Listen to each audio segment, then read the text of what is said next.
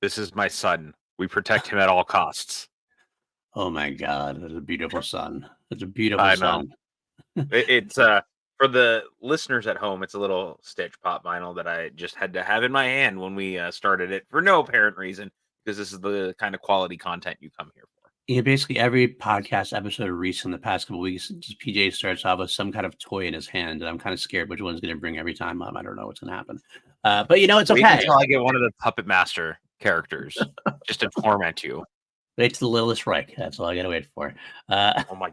I dream of the day that you finally say that we're going to do a Puppet Master movie on here. I don't. Like I said before, you wore me down a little bit, but I don't know if I could do the whole series. But maybe I could do like one or two films or something. No. We'll do, like, we go all in, or we don't do it at all. Like that's maybe we how record. this is. How about this? Maybe we record it in like pieces, and then we put it together later on, like kind of thing. Like I just don't have to watch them all in a row. But actually, funnily enough, I produced for the Real Rejects, and they have a Roxy Stryer and Tara Erickson are the new She Jacks. They do horror reactions, and they never really watched a lot of horror movies, and they've actually been very excited about like watching these horror films. And horror fans have been very welcoming to them too. It's a great fan base actually there. Nice. So it's been fun watching. They were watching through Friday the 13th. They watched through Nightmare. I think they're gonna watch through Halloween, although Roxy has seen a few, so it kind of makes it a kind of a tricky thing. But at one point, there was like everybody's talking about like suggestions and all this stuff. And I've thrown some suggestions that way myself. Somebody in the fan base did bring up Puppet Master, and I went, Let's go. I don't know if they could handle Puppet Master. I don't know if they could handle that. I mean, I feel like you can definitely handle like the OGs. It's if you decide to push them into the littlest Reich where you're going to start running into. They do complete franchise things when they do the reactions. So I don't know if they would ever like. I'm just kind of like, I'm not sure that's the way to go. I mean, somebody also pushed Phantasm. I'm kind of like, okay, we can do Phantasm. I mean, if Phantasm is Phantasm, you know, I have a real soft spot for those movies too. I do as well. I don't know if they could take the whole. All right, I'm going to say it now. I don't think that there is a better movie to watch late at night while you're also stoned than Phantasm, because when you reach that very right pinnacle of tired while also stoned, that movie is already so dreamlike that everything about it feels as otherworldly as it needs to. It's perfect. Boy. I almost wore my Phantasm shirt today too. It's like you read my mind. I usually do. We are on the same page about a lot of things there. So yeah, by the way, speaking of being on the same page with each other, you see this beautiful 4K Riddick release from Arrow Video. Yeah, Chronicles of Riddick. We might have to do that series at some point. I wouldn't mind. I actually, you know what? I was thinking about that, and I was like, there's only 3 of them. We could very easily do hammer out a trilogy. Yeah. Like, I know that they're saying the 4th one is coming. I'm not convinced it's ever actually going to happen, but I mean, even for now, at least, we could so easily do the first 3. Yeah, especially with Vin's recent, controversies that I haven't heard much about since they kind of came out. But I wouldn't be surprised if they seems like that's pretty much gone by the wayside. Yeah, which is surprising in this day and age. But you know, man, it is and it isn't. Things kind of go this way pretty frequently. I don't know. It just feels like we have to pick and choose the battles because things just as quickly can disappear. True. Very true. Very true. I guess he has to thank other people for getting more into the news. I guess maybe that's what happened. But either way. So we're here and we're talking John Wick 4 today. Yeah. But since the last time we were here, something very interesting happened. Yes, indeed. We got a trailer for Ballerina. Yeah, we did. We're only calling it Ballerina. Yeah. I am not calling it From the World of John Wick Ballerina, because Lionsgate, I beg you, please get your head out of your ass. Not every little thing in your franchise needs to have some franchise, name plate thing on it. There was a time when stuff like, Hunt for Red October, Patriot Games, Clear and Present Danger, we knew that they were sequels because you just told us, or it was a spinoff. You just told us in a trailer. You didn't need to put a name on it. You didn't, what are we doing here, guys? What is this? This needs to stop. So anyway, the trailer for Ballerina dropped. Well, I actually do want to comment. I will say it definitely, it reeks of corporate studio messery, and yes, it does. It's just like the worst kind. Like if it had even been, and I don't say this is a good choice, but even if it was just Ballerina from the world of John Wick, I'd even be better with that. To start off with a mouthful of from the world of John Wick, it makes it even worse. That should literally be so bad. I wouldn't mind it being on a poster, like they called it Ballerina, like underneath, like from the world of John Wick. Perfectly fine. Perfectly fine. But God damn, I'm not going to say that. I'm not saying that whole title. I'm just calling it Ballerina. You can't make me. But you know what it is? They desperately want the voiceover band to be back in movie trailers, which we all do, because from the world of John Wick just sounds like something awesome that you would hear, and like that would get me amped. But I would just need to hear it. I don't need it as the title. Like it is absolute studio buffoonery that they do this stuff. Remember when every one of the Twilight films became the Twilight Saga? It's like, guys, stop it. Like the only time it works is when it's like Harry Potter and the blank blank blank, or Indiana Jones and the blank blank blank, because it's built into it that way. Yeah, absolutely. Like it feels like a pulp serial title. From the world of John Wick, Ballerina is not that at all. Like these are very separate things that don't have to go together. I think Twilight's when it started, really. I don't remember ever being before that. Games too. What was it? The Hunger Games, also Lionsgate. This is a continual Lionsgate thing. It did seep into Lucasfilm. We did get Solo a Star Wars story at one point. Oh, that's true. But that was another one too, I think. Yes, right? Rogue One was also Rogue One, a Star Wars story. It's so silly. It's so silly. But I'm okay with that. I guess for some reason being after the title, I'm okay with, because there's a lot of times we've had titles that are long that you just don't sit, like Birdman, parentheses, or the you know what I mean, kind of like you don't have to say that though. You just go Birdman, you know what you're talking about. So if it's after or Doctor Strangelove. Exactly. So I don't mind stuff being after the title, because as long as the title's there, you kind of slice it off in your mind, and that's okay. Having it beforehand, it just messes with me. Maybe it's a petty thing, but I don't care. I'm done. So anyway, it looks like Len Wiseman made a pretty good movie.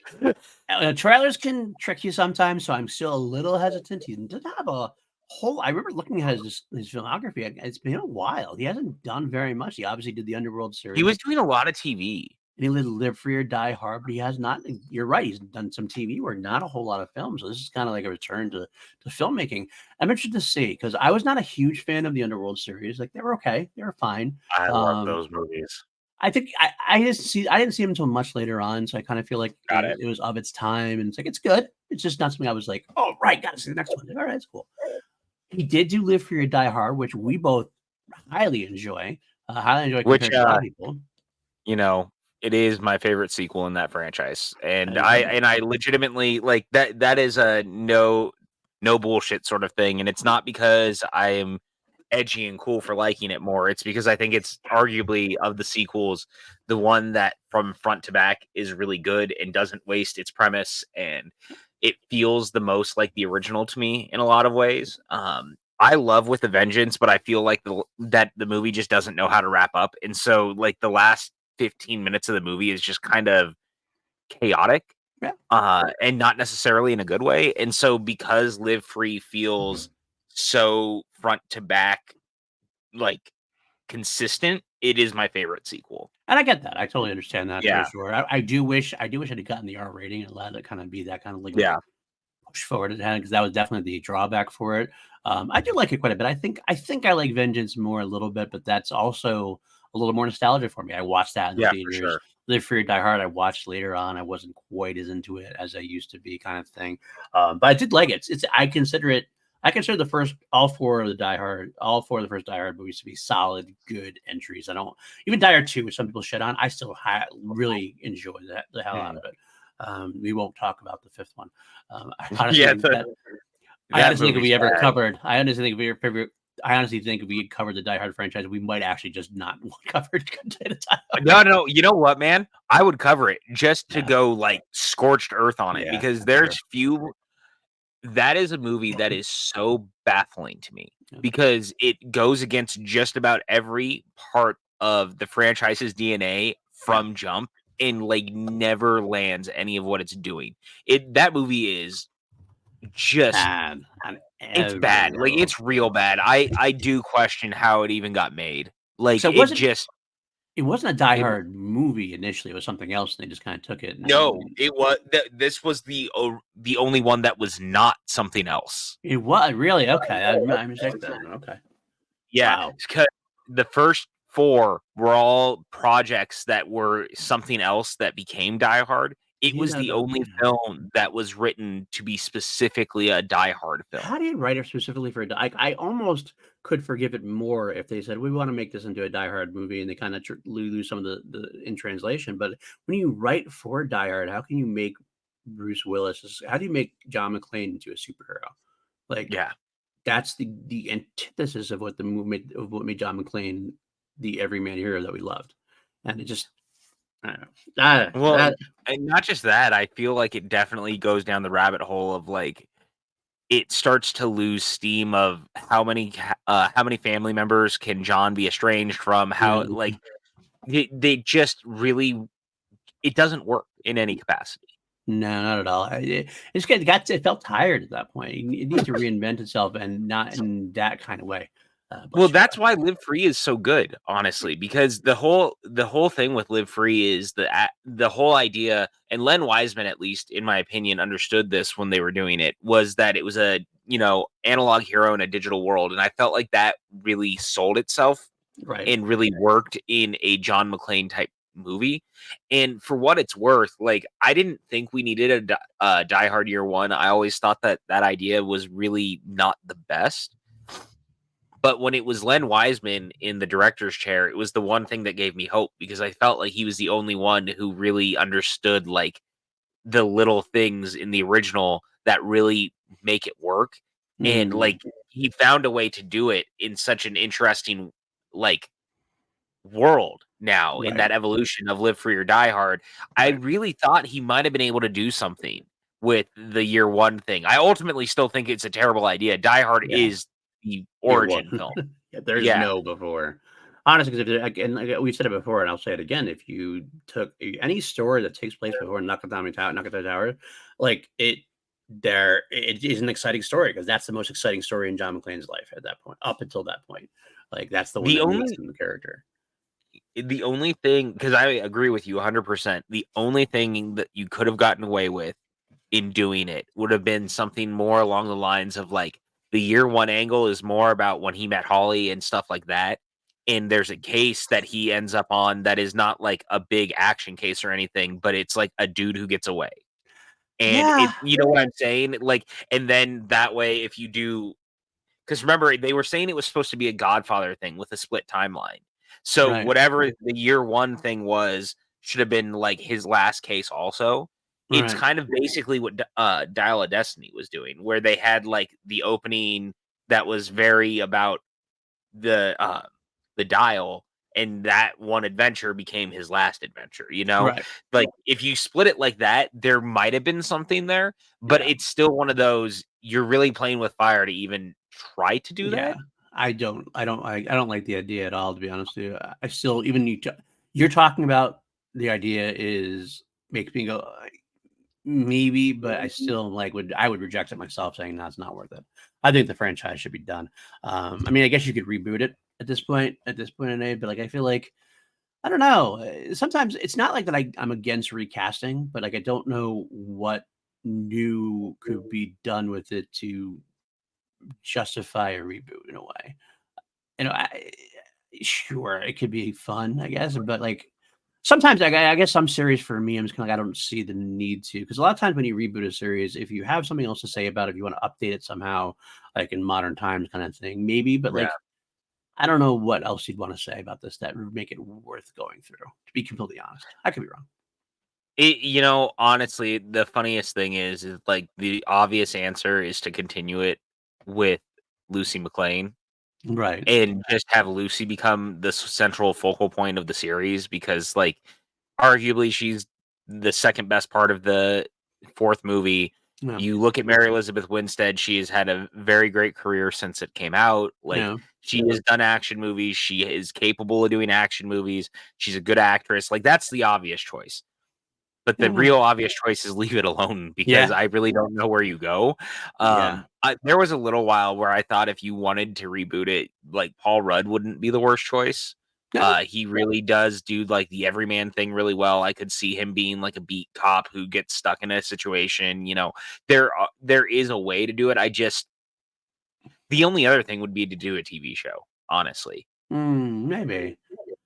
No, but at that point, isn't that just 24? Yeah, exactly. You know who might be an interesting choice to play a young beat cop who gets caught right? Lamorne Morris could be kind of cool.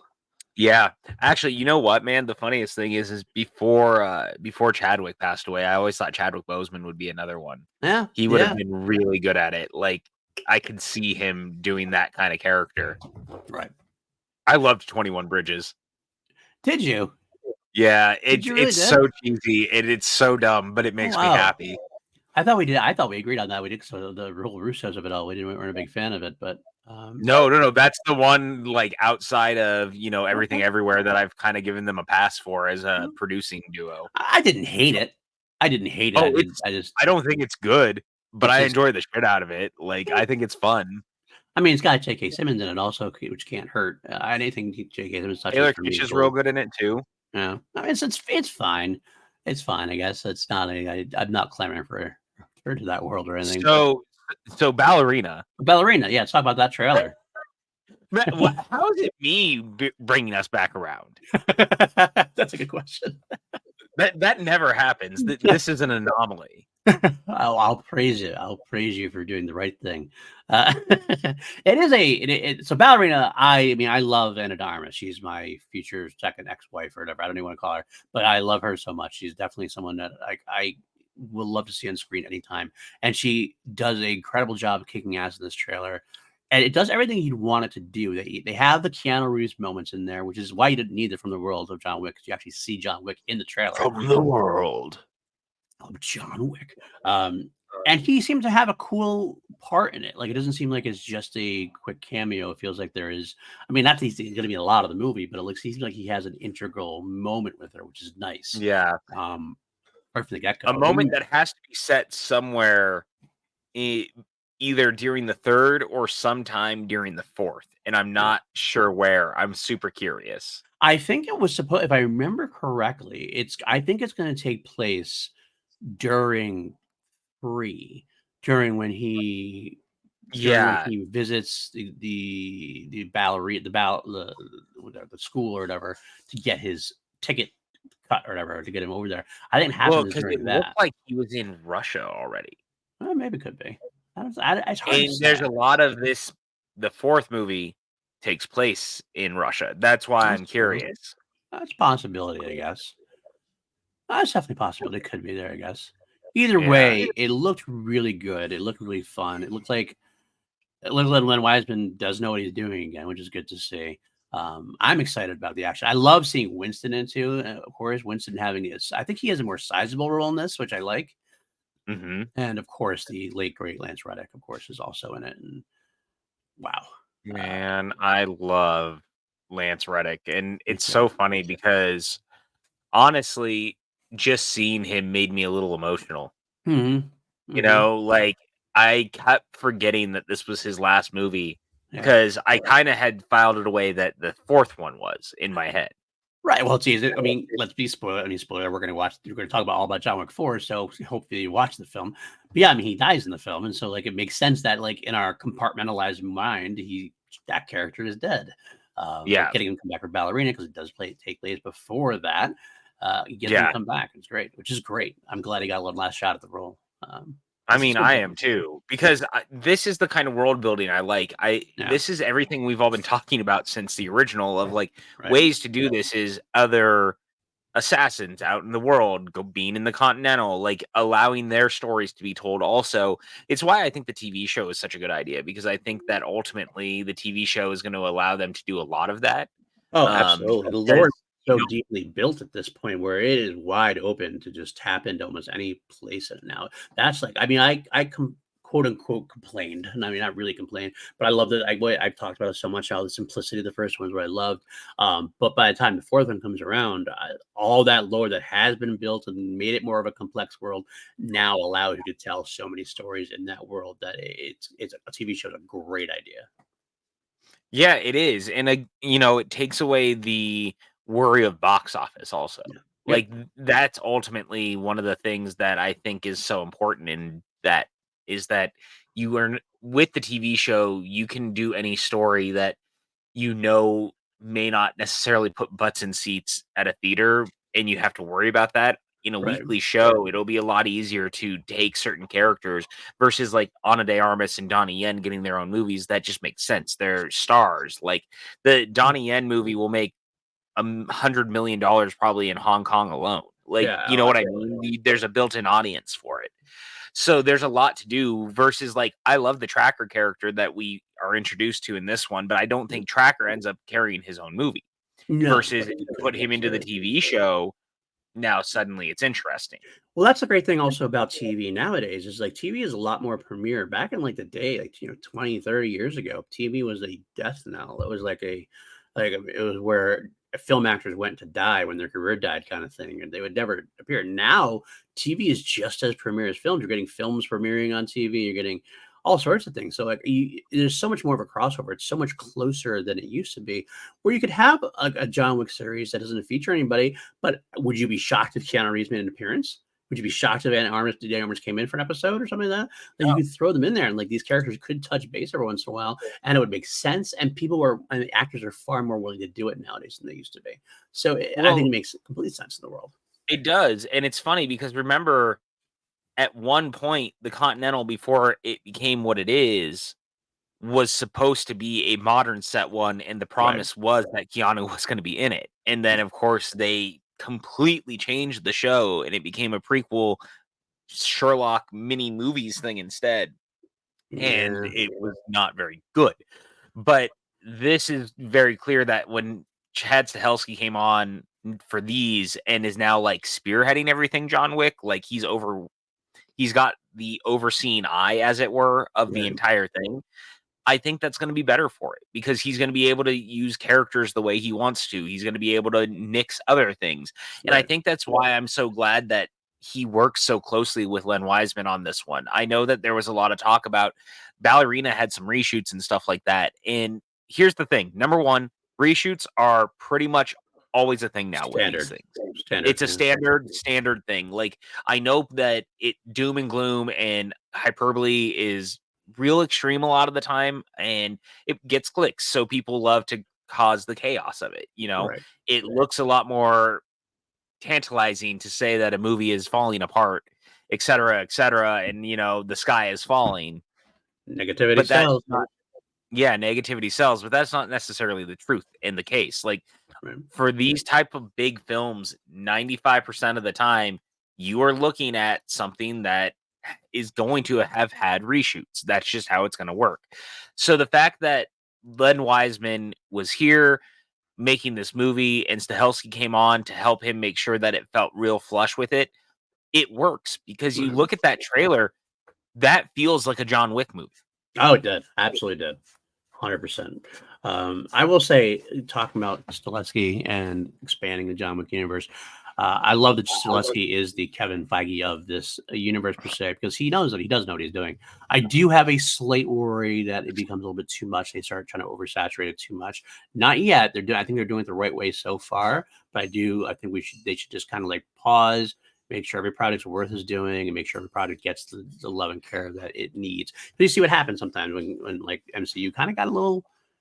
Definitely, the butter was spread a little too thin, so to speak, at times, and so it feels especially the TV stuff. Yeah, exactly. So let's like take this bit by bit, make sure everything gets the same love and care, and I think Stahelski is the man to do it. So hopefully, he sticks to it and goes the way we hope it will. Yeah, I mean, look, it was a good trailer. The big action beat at the end looked awesome. With the flamethrower versus the water hose, it feels very John Wick. I just thought that the whole thing looked great. I like that it looks like Winston was kind of always in her life, so it kind of makes sense that the Continental and the Baba Yaga are kind of a myth for her as it is. Like, I love all of that. It looks fun. It looks good. I think you're right. You got to be careful with the extensions, of course, like we were talking about. Take your time, do it right. Like, make sure every project is being taken care of the right way. But I think that, as we've seen, like, look how long it took them to do Ballerina. They made sure, like, it was right before they even got that far. Yeah. Because they had that script since, like, John Wick 2. Yeah, I know they did. And they had the idea where, like, I mean, they had the previous actress who played the role in the John Wick movies, but I guess it makes sense to get somebody who's a little more famous, a little more seasoned at this point. In the diehard of it all, this was a script that was its own thing that they ended up liking so much that they bought, retrofitted and retrofitted into the franchise. So that probably is a part of it too. But I'm looking forward to it. I think it looks fun as hell, and I can't wait to, enjoy it. Because, as it turns out, I like the John Wick movies, and here we are hanging out talking about the 2023 release that is John Wick Chapter 4. No longer with a fun subtitle; it's just Chapter 4.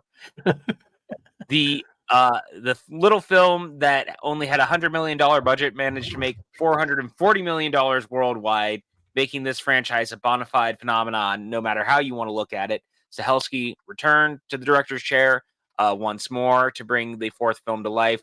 Keanu Reeves is back, and look at us go. We are doing the thing. How dare you, Paul? I can segue to. I see that studio note. I did. I'll say it on there. I said, "Oh my God, PJ just segued into the main topic. Who is he? What is going on here?" No, John Wick. Highly caffeinated PJ this morning. Absolutely, John Wick Chapter 4. Though I like the fact I'm glad it didn't go. We don't need a subtitle. We didn't need the whole Parabellum thing. I thought that was it's one of those things that the titles get too long after a while. So just who cares? It's John Wick 4. We know what it is. We don't need a title to tell me anything more about it. And what a beginning! I love this beginning. Again, it is far away from the simplistic John Wick tale of the first one that I love so much, and yet it's gotten so far away that I love it in a different fashion now. And how else do you begin it with the mother effing king, Lawrence Fishburne? Love him in his small role in this one. I just wish we could get more from him. I would love to see a TV series about the Bowery. To be honest with you, at some point. They've been talking about that, actually. It makes sense. I mean, you have a guy like Lawrence Fishburne who can just sell it like that, and he doesn't talk. All you do is talk big. So some actors are out there. All you have to do is listen to them talk, and you're entertained. And Lawrence Fishburne is one of them. What a great beginning! It's so funny. So, in the time that we've been covering this, I've also been. We just finished watching Blackish for the first time. Okay.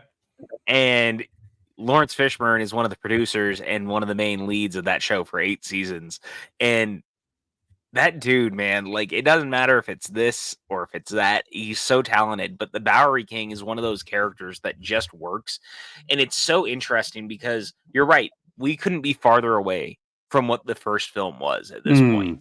And you're immediately like, oh my God, this movie is no longer just like this small revenge tale, like from humble origins, as it were. This thing is now like this grand scale, almost Tolkien world of like characters and people and lands and secret societies, and there's so much happening that John is not in the movie for like sections of it. Yeah, because there's so many other characters, right? And I love it. This movie is the biggest, it's the boldest, it's the most interesting. It has the most action, but it also has all the quietest moments in the franchise. Right. And that's what I really, really like. This is a long movie. It's 2 hours and 40 minutes. Like it's up there.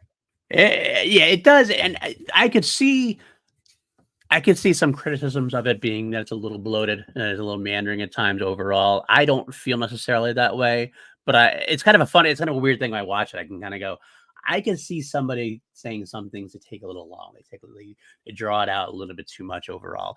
But I honestly think it's more for the better. I will say the lore building is great. The thing about the lore building is it can get sloppy sometimes. Sometimes some rules are kind of like, well, what how does that fit into this? And we don't know how that fits into that.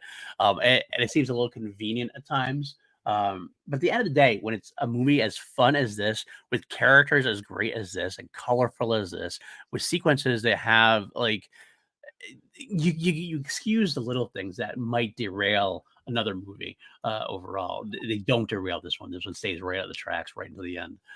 Well, and I think that's because you're right. I think that they really spent their time in figuring out exactly how we move this forward. What are the things that we do in order to do that? What do we add that makes sense without it feeling like it doesn't belong in this story or this world? Like this whole thing with the second Continental that we see in the movie, and I think the third overall that we have seen, no, Yep. fourth overall in the movies that we've seen. Yes, true. Yes, fourth overall that we've seen, but the entire sequence in Japan is remarkable. The characters that we get with Koji, played by Haruko Sanada, who is Wonderful. amazing and wonderful, and one of those like finally an American production used him wisely in their film, and Donnie Yen, of course, who fans have been clamoring for to be in this franchise since the second one.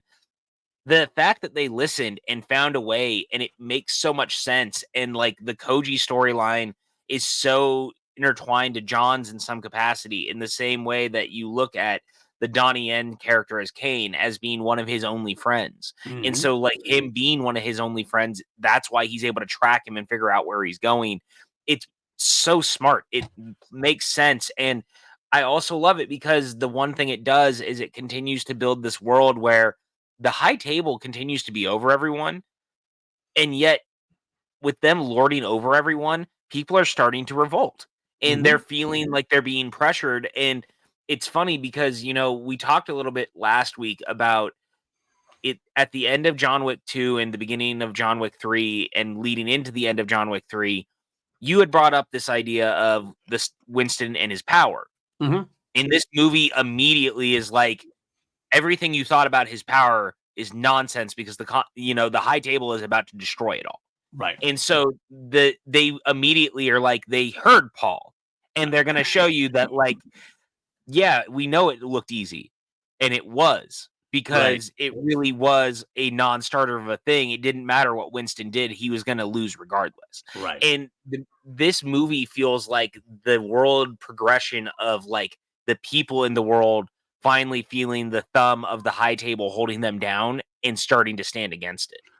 Absolutely. And I think Winston started that. Winston started that with his loyalty to John. And like John actually has inspired loyalty in his friends. And one of those friends is Hiroyuki Sanada, who risks everything because loyalty is more important. Loyalty to people is more important than loyalty to a high table of sorts. And yes, by the way, with the John Wick, like the Asian film influences is so strongly there. Like having Donnie Yen and Hiroyuki Sanada it's just a great addition. And plus, by the way, Lucasfilm, Hiroyuki Sanada has said he wants to be a Jedi. Make this man a Jedi. Yeah, dude, for real. Like, I've never heard a dude ask for a lightsaber so bad and so politely. Just give the man a lightsaber. Give the man a lightsaber, please.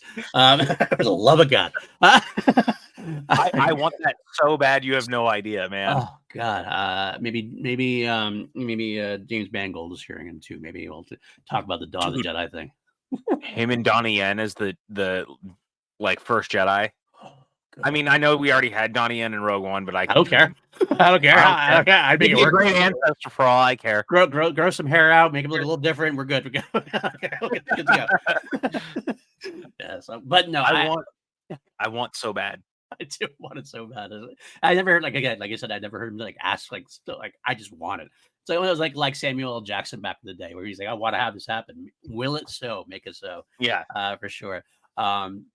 So I did love that sequence. Everything with Hiroyuki Sanada is great, and he just made such a mountain out of a small character. Like he's not a very big character. Not a lot of time spent with him, but yet right from the get-go, you know who this character is. You know his loyalties. You know how much of a badass he is, and you know what? Like even though despite he's fated to lose, like everything is pointing to the fact he's not going to win this right now. But he's going to do his best, and he's still going to go out like a badass. And he does. He absolutely does. Oh, it's so good, man. And again, I think that this is the natural sort of world building that this franchise is really good at. And it's funny because, we talked about the second one, hadn't quite figured it out yet. I feel like when you look at the expansion from 2 to 3 and then 3 to 4, they so naturally have figured it out by the fourth one that it Mhm. almost feels easy. Yeah, Like everything in this movie feels like, how did I never know it was gonna go here? Everything is so cool. Every little thing works. The fact that Kane is a blind swordsman, martial artist is one of the most like, "Oh my god, how did I never think of the Wick movies trying something like this?" It's right. so obvious and it works so well. Like, Donnie Yen kills this. I love his sequence with him with like the doorbells. That's such a It's great thing. happening right now for me. Yeah. Oh, they're tick, tick, ting, ting. You're like, oh, of course that's how he does it. That's brilliant. That's a brilliant way to work it out. And you're right, how the lore builds that way and how the world builds. I got to find it funny. I liken it to Supernatural sometimes in that in Supernatural, a great show. I love that show. It started off like early seasons, like the demons were these like big characters, big enemies to Dean and Sam, and yet like by season 8 or 9, they're like not they're nobody. They're like kill them quickly. They're like because they go on to like bigger and badder, bigger and badder. Yeah. And it's amazing how that kind of works. Like by the high table and the high elder was a big deal in like the third one and the second one, and third one. Here we are in the fourth one. You open up, he goes right to him and like kills him in 2 seconds. Yeah. That's like, oh, so this is we're not caring about this guy anymore, and I like that too, though. To be honest with you, because it made sense to kind of we got to set this into motion. We got to set some chaos into. Although it's funny, I do think Keanu, who's known for his whoa, I think the yeah is getting to be as iconic Oh, at this yeah. point. Yeah, I mean, he has what, 58 lines, I think, in the movie, and at least 10 of them are him saying, "Yeah." yeah, so It good. it's so good. It works, and I have no complaints. Yeah, it's so funny, the high table thing where he goes and kills him right at the beginning in the middle of the desert. Yep. It's also the first time, you start to really realize that this when you get to that moment, John is done with all of this. And Oh it's yeah. the first time that we actually, I feel like, see John not in survival mode. That is the John Wick myth Right. alive. Like, this franchise does what I think that the El Mariachi trilogy does really well, is that over those 3 movies, the stories get grander and the myth and legend of the mariachi become the mariachi. That's what Mm, I feel like the John Wick films do, because they spend so much time over these 4 movies talking about the myth and the man that is John Wick. By the time you get to this one, you kinda actually are seeing it. yeah. Like, in the others, he's fighting a lot for survival. In this one, it feels very calculated and very different. Like, this is him being the man. Oh, absolutely. Absolutely. The whole thing is set up to be like this is I mean, we know we'll talk about the potential for a part 5 later on, but this is set up to be like a finale. Like this is all we're gonna put all our chips on the table. We're gonna throw everything out there that we could possibly throw out there. And he is I will say I also like the idea that I mentioned in the beginning already with Lawrence Fishburne. I think it was a smart way to do that because at the end of 3, obviously, we had the Wick getting shot by Winston off the roof, hitting like, he needs to recover from that a little bit. Yeah. And they had this so we don't know exactly how much time has passed. I don't believe they ever said how much time has passed. He kind of felt Apparently, these movies all take place during a week. That's the running theme. because it feels like it's a little bit time like, it's kinda like, "We're gonna just do this speech with Lawrence Fishburne and show John kinda getting back on his feet," and, like, it could be a week, it could be a year, like, they kinda, like, just let it be timey-wimey about it all and everything Yeah. else kinda so it lets you go, "Okay, sure, he's back after that log fall." I mean, you believe it anyway. It's, like, kinda like Batman coming back from his back Right. being broken, kind of like, but I think it was a smart ploy to, like, not go from, like, I am on my I crawled my way to the Bowery King and was like flipping him off, and all of a sudden he's Yeah. back on his feet, ready to go again. They give that nice little open to kind of ease us back into okay, he had some time to recover. Whether it's a week, which wouldn't be enough time, but we're okay with it. It's enough to make you go, okay, let's turn the page, move on to chapter 4. Yeah, I think that's part of why it works. It feels like the most natural version of the evolution and moving into like we're going to be a finale. And they talked a lot about 4 and 5 were supposed to shoot back to back in the day when they were going to make them. Yeah. And I kind of feel like they took the two movies and put them together. That was my Because this is question a about that, actually. I had a big question about that because I don't know what the story was necessarily and like how it changed, but it does feel like this is a long movie. Like I yeah. wonder if that was a long movie. Did they just kind of squish it together into one outcome because of COVID and because of everything else going on potentially? Yeah, I have this feeling also because I think that Stahelski was already on board Highlander at that point too, and I think he was really ready to like move towards it. And Right. I think if they had done John Wick 5, it would have slowed Highlander down even more. So I wonder if just taking the stories, streamlining it into one, finding a way to make it feel like one long connective film Yeah. and you can feel it. I don't Yeah. think it's and that's not a bad thing because I think this movie flows. I can't even imagine like splitting it in half. The right thing to do was just make it one movie. I agree there. I do wonder, and I wonder if the idea from going from 4 to 5 down to just 4, if that had anything to if that kind of course corrected Winston in a way, because I didn't make that complaint at the end of 3, and I still hold the complaint a little bit. It's not as bad. Like, it felt like 3 was setting up Winston to be the antagonist a little bit, Right. or a antagonist. I could see them, like, getting back together still at the end, like, as far as friendship goes, because of business being business, yada, yada, yada, et cetera, et cetera. But, like, we go from, like, the end of 3, and, like, Winston gets the Continental back. That's the deal. He shoots John Wick off. He gets the Continental back, rebuilt by the High Table. And he's saying it was that's the thing too, because Guts rebuilt in that time. That's why that timey-wimey thing is a little weird. Oh yeah. And then right away, the beginning of 4, he loses it again, loses the Continental again right away to Bill Skarsgård character, destroying it and taking him out of the way. And it just feels like, and he's back on John Wick's side. And it felt a little strange about like that. I kind of felt like there was almost something set up differently for Winston potentially that when they slice it down to one movie potentially that got cut out. And I don't know. What do you think about that? I always just assumed that it was always a ploy for him. And so because they even make the joke in this that he's always got an angle, right? Because Right. when he comes on as John's, you know, right hand, his one, you look at it and his whole thing is he wants his power back. He wants the Continental rebuilt on the dime of the High Table and all of these things. So I also think that he really thought that once he had done all that, he was just going to be spared the High Table. But then he runs into the Marquee, who is like, no, actually, like you don't get a second chance. I don't believe in that. And he takes it all away from him.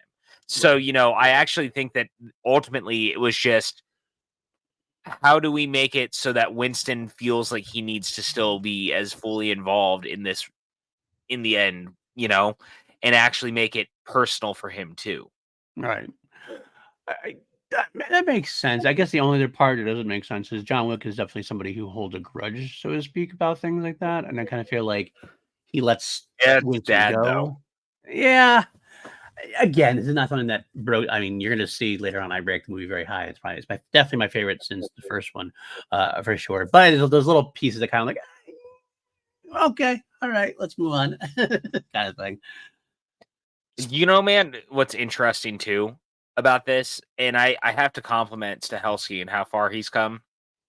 The action beats in this movie blow all the action beats out of the first three out of the water, Oh yeah, and it's crazy to me oh yeah, because like how far he has come as a filmmaker over these four films is so apparent with this one. The way that he has the confidence of letting the camera sit for so long on so many of the action sequences, and the camera moves so fluidly with the action beats in a way that I don't think we see a lot of anymore. It feels very old school Hong Kong martial arts filmmaking. right. Dude, it is awesome. I would even argue that it's the non-action sequences which show his growth a lot. Like I felt like Oh, he was that too. confident. He was confident in he was just confident in his non-action sequences, letting letting the scene develop, letting these people have their smaller moments, having like the little sequences between like Nobody and Donnie Yen's character there, and it just they're very subtle, but ways that really advance the movie, advance these characters in a way. Because Nobody's a character we don't, even by the end, we don't really know much about him. We know he's a tracker. We know he has a dog that he loves, and it's all we're very pro dog here in John Wick, obviously at this point. Yes, sir. And he has his own kind of brand of loyalty, which I really kind of like. It's just like, no, he's not a yes man to anybody. He's definitely his own man. He's not going to go after somebody unless he hits that certain amount of money. He's like, all right, we hit that, then I'll go. But if John Wick does something, he's going to let him go too. It's kind of like this wonderful character, which is the strange thing about it, though. It's like he didn't need to be there for the story. There's ways you could have done that whole film without this character, and it would have tightened up the movie a little bit. But at the same time, I really enjoy the character. So it's that kind of like, it's that frosting on the cake that's really good. So it's like, okay, cool. I 100% agree with you. It's what, like, there's a great moment involving Kane and Wick at the church the night before the like final duel. And they have the whole conversation about, he goes, you know what, one last prayer praying for your soul or whatever. And, he's like, no, praying to the dead. Talking to his wife, and he's like, what, do you think your wife can hear you? Like, the dead are gone. Like, get over it. And I just, that whole sequence is great. And I think that this movie, for all the action and all the beats that it has, I think people forget too, like, this movie slows down a lot. And that's a compliment. It really does. Of all the John Wick movies, I think it's the one that allows the most quiet moments and the most inner character work that we've seen since the original. Agreed.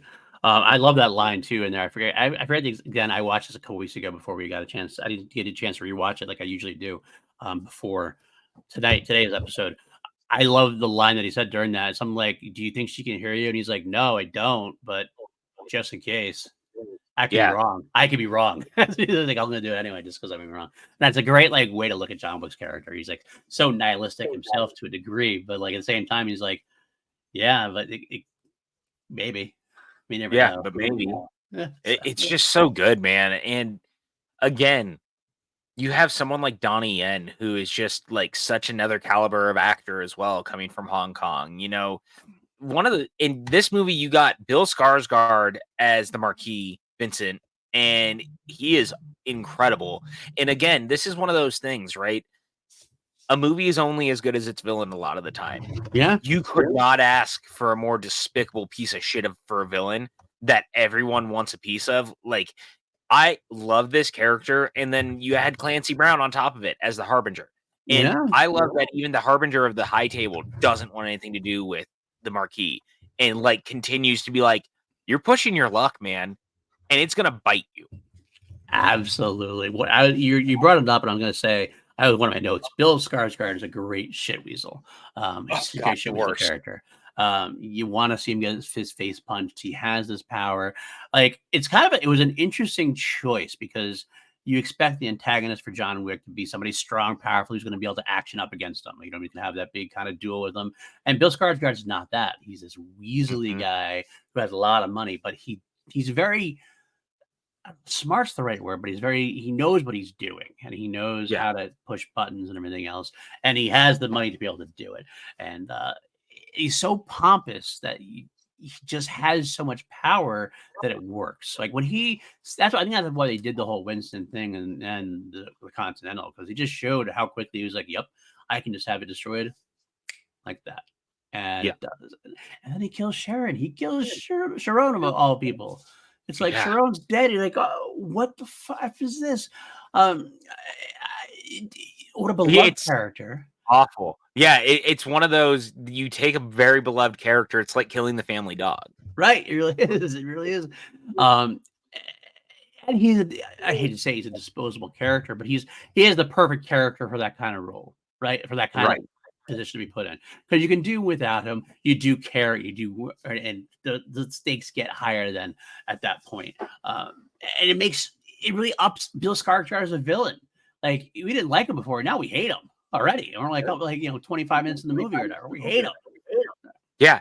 And I think that's the most brilliant type of filmmaking a lot of the time, is finding a way to get the audience on the side of the heroes kind of no matter what. Right. And again, I mean, they kind of do that with the second John Wick at the very beginning of the movie, where it's still like he needs the car, right? He goes to Right. get his car back. This one, he's just kind of on the run of all this, and then it's like, oh, but they took Sharon, they took the Continental, they're taking all the stuff from everyone around him now. So now he's gonna just destroy these people because they're fucking with his friends on top of it. Right. And like that's such a great angle. Yeah. Um, Agreed. it really is because again, everyone keeps pointing to John throughout the movie. They're like, you should have stayed out. And he's like, I tried. I did Yeah. everything in my power to stay as far away from you guys as possible. And yet here we are. It all And comes down to it's a that first movie. It all comes down to the yeah, first thing. It's like amazing what the dominoes have fallen at this point. right. But it works, and the characters are all so interesting in some capacity. And the nobody character, again, Shamir Anderson, he's one of those dudes. So I watched Winona Earp back when it was on, and he was such a good presence on that show. And he's not the kind of dude that I would have anticipated popping up in here, but he's the perfect type of semi-foil, but also like kind of maybe on John's side throughout the movie. Right. And he's so good in it that I want to see this character more. And he clearly also has like a history of some sort that I would love to see explored. Like this is the kind of character that I want to lead the TV show because I think that there's a lot to him. Agreed. There's always the worry. I'll say it out. I'll say it out here. There's always the worry that you take a character like this who is so shrouded in mystery. He's so hard to read, and you give him a leading role in something, and it kind of, I don't say ruins the mystery, but he kind of gets more. You see more emotions, see more deeper things, and like he kind of, because he's so good at kind of threading that line of good and of Mhm. not good and evil, but of like his loyalties go.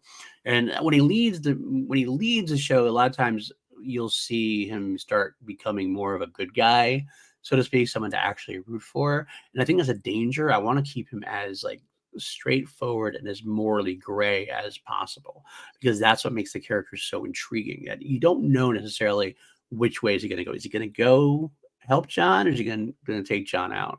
It all depends on what happens. Yeah, 100%. I trust them, but I like this character a lot. I think he's a really great addition to the world. And that's the funny thing. Again, I said it earlier. This movie has a lot of moving parts. There are a lot of characters and a lot of different dynamics at play, and nobody is just another example of that. Mhm. And him, in a way, being like a new version of Kane, who kind of ends up in the orbit of the Marquee and deciding to like, does he take this uh does he take this pass that the Marquis is going to give him, or does he decide to, stay out of this? He kind of gets caught in the middle of it. Does he really want to be involved with it? Does he not? Kane tries to talk him out of it. Really think about what you're going to say to him when Right. he asks you the question, do you really want this? Like, really think about it. That is such a great way to build that character out because he kind of seems like he's in it for himself, but he kind of seems to also revere John. Yeah, And absolutely. like, oh, I was gonna say, and John sees something in him because he leaves him alive. Right. Right. Makes sense. And he also just has, I mean, he's got the dog, obviously, which is very endearing. It's like we joke about it, but having that dog, giving him that dog and someone to really care about, it's like that's the only thing he cares about in the world, really. That's the only Mhm. thing he really cares about in the world. That actually showcases his character a lot more than just words could do, or even like conversation can do. You just see him interacting with his dog. You're like, okay, that's who this character is. Got it. Yeah, 100%. I think it works. Yeah, I don't absolutely. know, man. It's this whole movie. It's so funny. It's so big. It's so sprawling. It's so Yeah. epic. You have every version of foo in this movie you could ask for. There's kung fu, gun fu, car fu, motorcycle foo, nunchuck foo, like everything that can be a weapon, dog foo, it's there. Like there's a straight up sword fight. This movie is wild in all the best ways. And I feel like Stahelski really went all in on being like, if we never make another one of these, I'm gonna make it the biggest, most intense, movie possible and leave us on the highest note possible. I fully agree. They we're going to do everything we can. We're going to throw everything in there. We're going to have a couple of great duels. We're having Donnie Yen versus Hiroki Sanada in sword fight. Brilliant. You're going to have Sanada. You're going to have Scott Adkins of all things coming in and doing a whole thing in a fat suit, nonetheless. You have like God, I love that too. I will say, let me throw it out there. This is one of those minor criticisms I had. That was almost a bit too much. I almost feel like that could have been cut out and we could have saved a little time.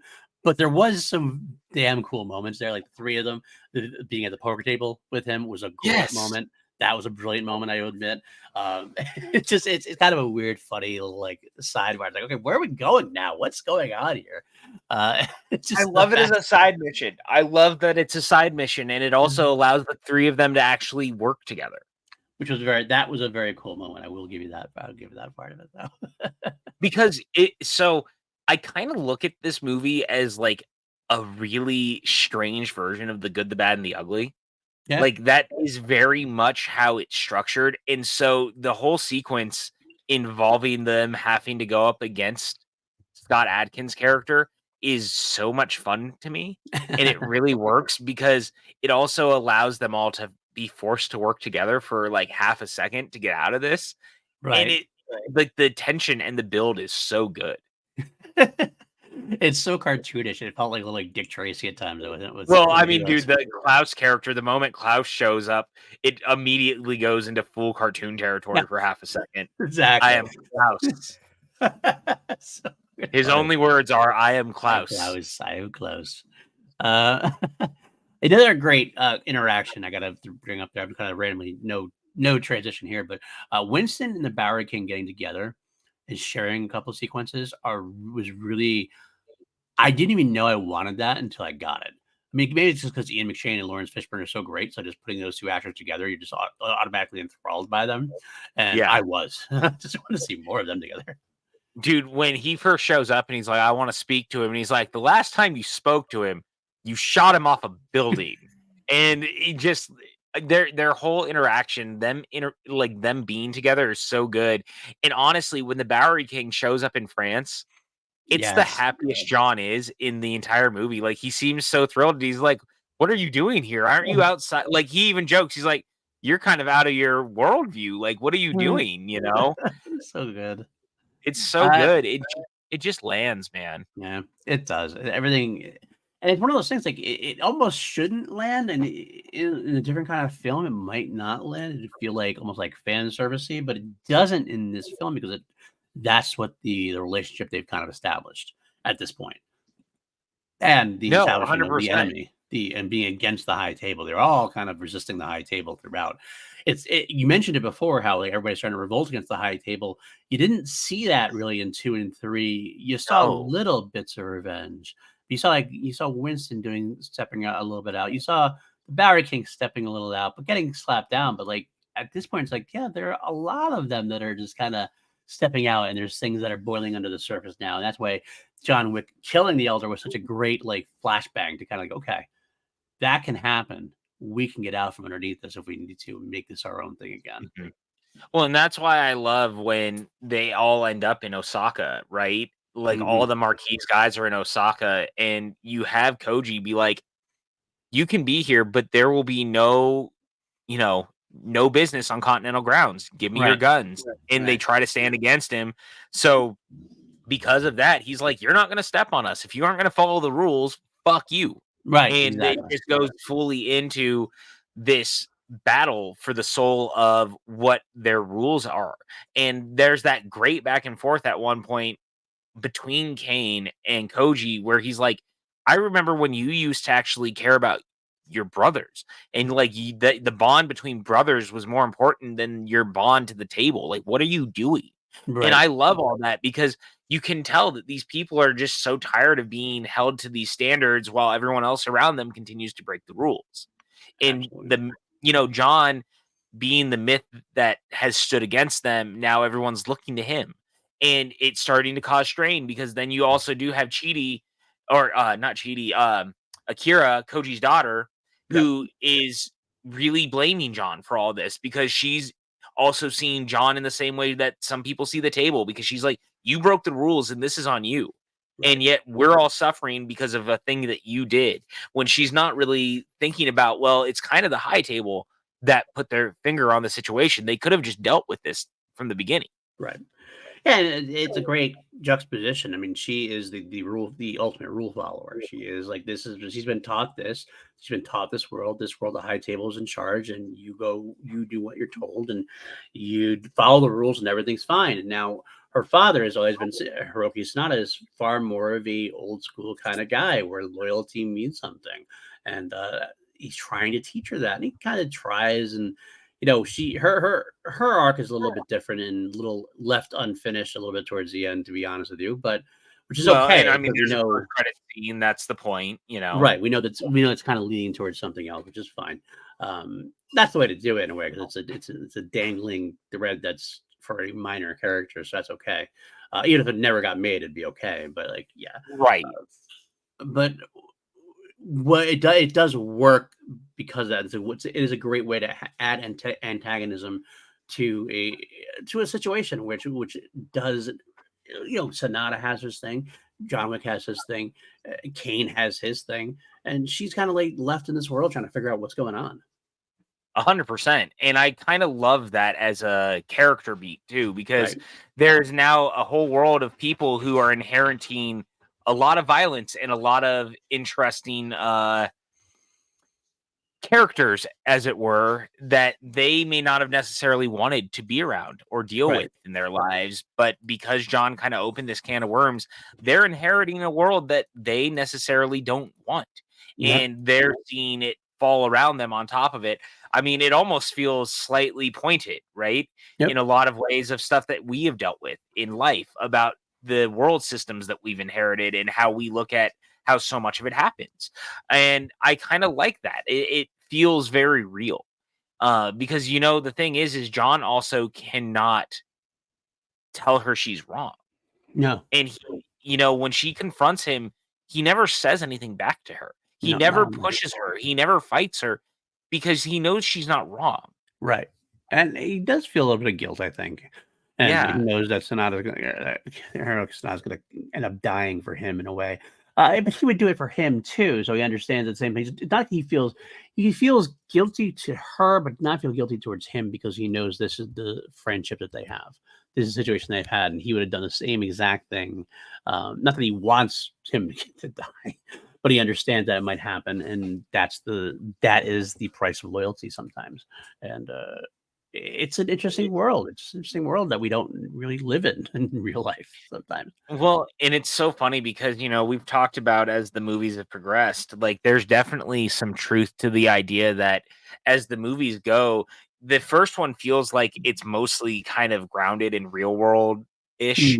But by the time you get to the fourth one, we realized like the real world is just a facade for the world that is their real world. Like, and I think this movie in particular really makes the point that like, oh yeah, the entire world is kind of aware of all this too. Like it's the only time you actually see people in the nightclub actively flinch at things that are going on around them, but it still feels like most of the world is kind of aware of all of this. Right. They're willfully ignoring it pretty much at this point. Yeah. And I think that works because now we're more into the version of the world where it's like, oh, we accept that this is how it is. We accept that they're all aware of how it is, instead of going, why isn't anyone paying attention to this? Oh, no, it's just that they're all aware. Right. I also love, kind of related to what you're saying in a way. I think Stileski did this, and I don't have an interview claiming this, but my own thoughts is like, it gets to the point where John Wick goes through so much damage in his body, like that there's no way he could have lived through like half of this. He would have been dead in John Wick 2, probably, honestly. Oh, 100%. But like, it feels like people have complained about that before in a way, going like, "Oh, it's too much. And I think Stileski took that and goes, "Yeah, F you, I'm going to make it even worse." Like, he goes, let me make an entire montage homage to Charlie Chaplin and let me throw John Wick down the longest flight of stairs possible.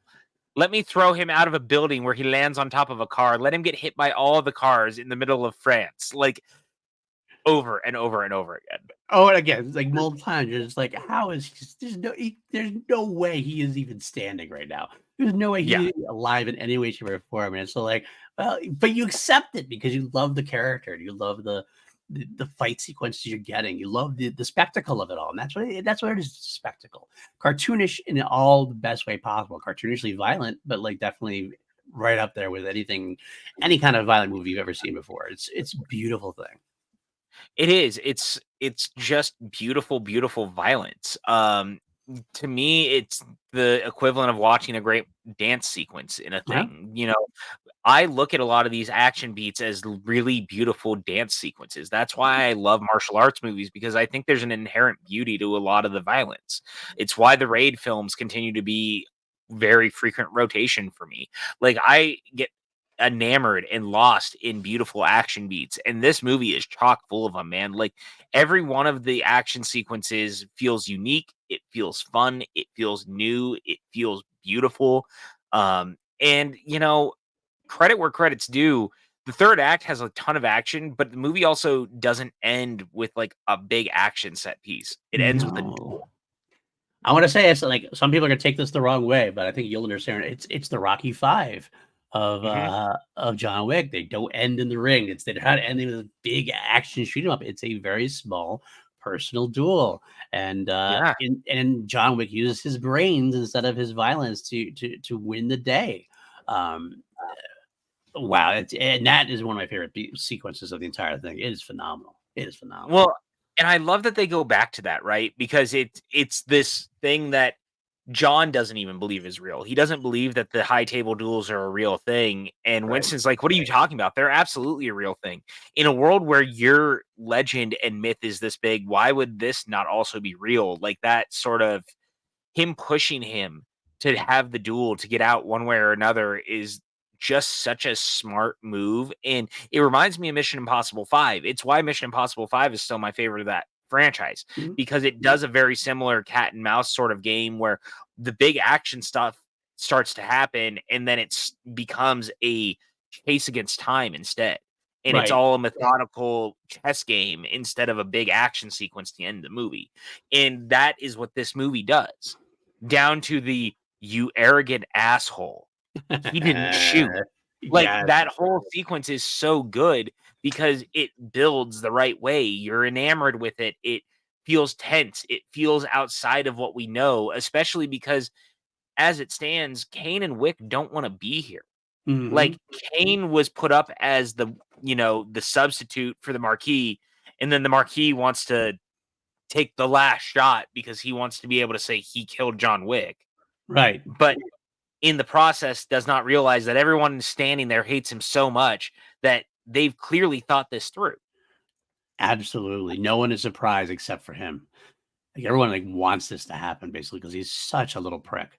Such a little prick. And what an arrogant asshole is right. Like, my God, dude, like, you're gonna take the last shot. Even if you take the last shot, like, even if you did kill John Wick and you were the one that, like, it wouldn't be you that got the celebration for it. It wouldn't be you that got the node for it. Like, people know that you're just a little prick. That's what it is. You're just a little prick with a lot of money, and that covers your little prickdom, basically. Yeah, it's ridiculously good though, and that it makes such a great fist bump moment when you realize that when Winston says that, you kind of like look, camera shakes back to John, and like we as a viewer go, oh shit, too, because I don't know, we realize it as well in a way. It's like, oh shit, that's what means that. Oh yes. Well, especially because they really play up how it's going to go down, right? Because that shot when when they're at the 10 paces mark, when it pulls out and when Kane shoots him, you see the blood like come out of his back and everything. Like, they make it a point that like John is down. Yeah. Because, the whole thing is you got the Marquis holding Kane's daughter over his head and all this stuff. And it just really, you're going, God damn, dude, this sucks. Like, it really feels like there's no coming out of it. And then you realize that they've played him. It is awesome. And it also makes a very interesting point because when you have Clancy Brown's Harbinger character there, he rules in favor of John still in the moment when he's still alive. You know, your debt to the high table has been paid. Right. Right. And that's a great thing, right, man? It's a great thing. Speaking of debt to the high table and everything else, how great is it to have Clancy Brown in this? Oh my god, dude. Well, and you know what's so funny? You know that it also comes from a place where Stahelski is like, I'm making Highlander, and I can't have him back as the Kurgan, but I can find a way to use him in the John Wick movies. Yes. You just know he's a fan. Absolutely. The Harbinger is what they call him. And the funny thing is, like, this is one of those small things I mentioned. The lore can kind of get too big for its own good at times, and like a little too complex, like a little sloppy, I guess is the way to put it. Because, like, honestly speaking, it feels like the educator would have been the person to come back for this, right? Like, it feels like that kind of role for her that they would have played or whatever. And like the Harbinger. So what's the difference between the educator and the Harbinger? Like, what necessarily is that? But then again, but when you watch it, it's like it's Clancy motherfucking Brown. You're gonna watch it anyway. Like, that's awesome in there. So You're right. I also have to assume that the adjudicator was like not asked back for obvious reason, right? because as far as they are concerned, the adjudicator did not do her job.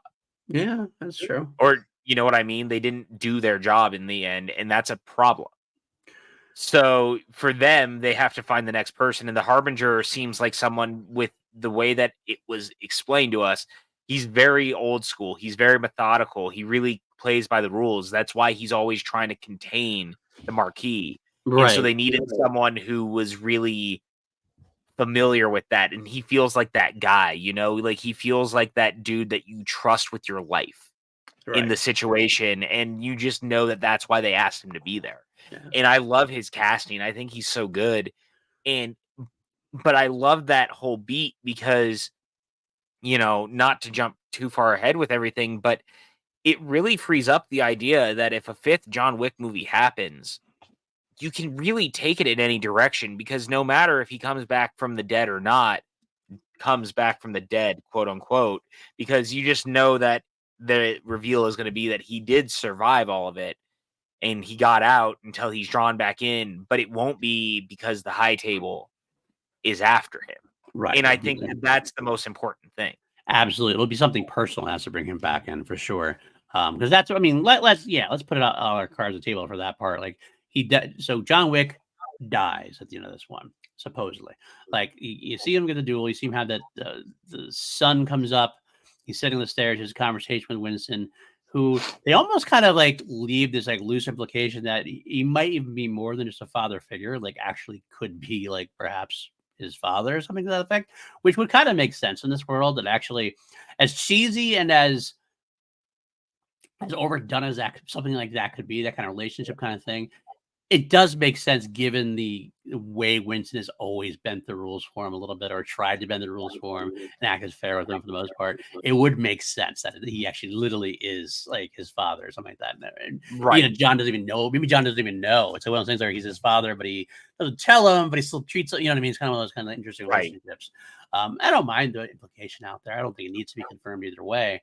But anyway, John dies and is done. And but we don't ever really see him dead.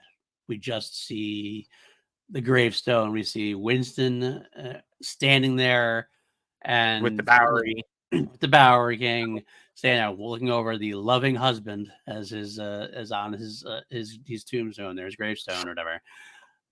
But you know, it's almost like the Stileski knows his audience, and what's that audience is kind of like action / horror in a way. You don't believe anybody's dead till you see the body. Mm-hmm. So it's obviously left wide open for him to return in some fashion for ways. Well, and the dog reacts like someone is in the graveyard. That's my favorite, is they leave the shot on of the dog where he starts kind of looking around. And it's very much like, is he off in the distance? Like, because that's John's dog. Right. Yeah, absolutely.